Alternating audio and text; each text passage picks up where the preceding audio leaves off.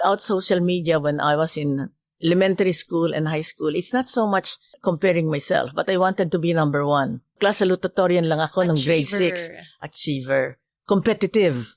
Okay, napaka-competitive ko. So, grade 6, salutatorian lang ako. Sabi ko, kailangan valedictorian for high school. So, nag-aaral ako ng mabuti. Todo-todong aral interna.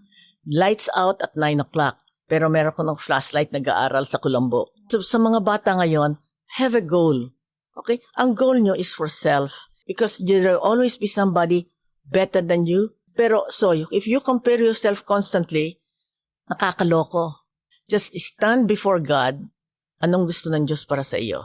Okay? So, ang comparison mo, are you doing well in front of God? Your competitiveness is with yourself.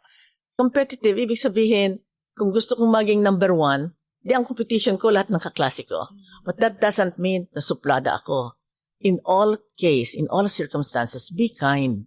Be compassionate. Kasi, you should treat others as you want to be treated.